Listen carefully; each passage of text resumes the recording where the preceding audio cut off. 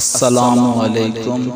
میں آپ سب سے گزارش کروں گا کہ ایک مرتبہ سورۃ فاتحہ اور 3 مرتبہ سورۃ اخلاص پڑھ کے ان کا ثواب ان مسلمانوں تک پہنچا دیں جو اس دنیا فانی سے جا چکے ہیں۔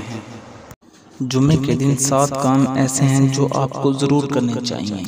اس ویڈیو میں ہم آپ کو یہی 7 کام بتائیں گے۔ ان کاموں کا فائدہ یہ ہوگا کہ اللہ تعالیٰ ان کاموں کی وجہ سے خوش ہوتا ہے، اور دراصل یہ کام سنت بھی ہیں، اور ایک سنت ادا کرنے میں اللہ تعالیٰ کی طرف سے بہت سارے انعامات ہوتے ہیں۔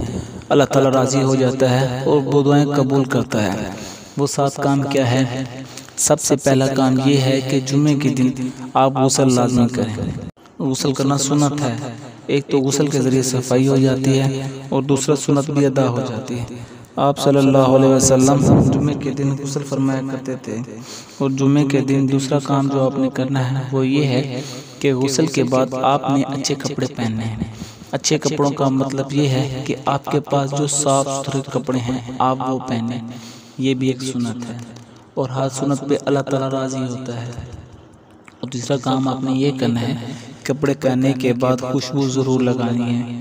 خوشبو کے ذریعے دل کو سکون ملتا ہے، ساتھ جو دوسرے لوگ ہوتے ہیں ان کو بھی سکون ملتا ہے۔ اس کے علاوہ بہت زیادہ فائدے ہیں، اور سب سے بڑھ کے یہ کہ یہ سنت ہے۔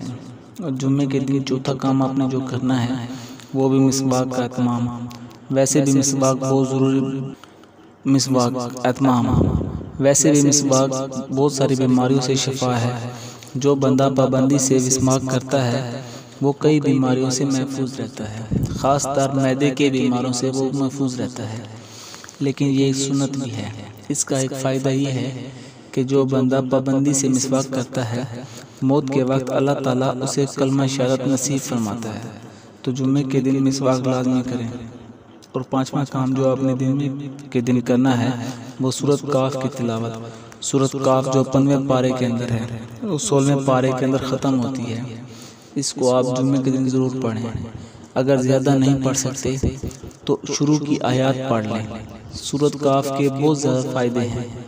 جو بندہ جمعے کے دن سورۃ کاف پڑھتا ہے، ایک جمعے سے لے کے دوسرے جمعے تک اس کے لیے نور ہوتا ہے۔ جو جمعے کے دن آپ نے چھٹا کام کرنا ہے وہ ہے دعاؤں کی کثرت۔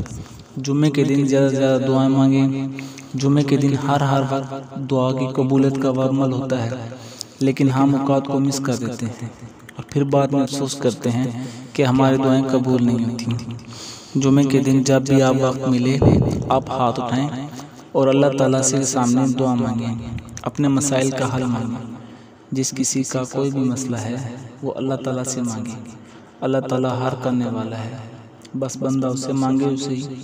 اور جمعے کے دن آپ نے 7واں کام کرنا ہے، وہ ہے آپ صلی اللہ علیہ وآلہ وسلم پر درود پاک پڑھنا ہے۔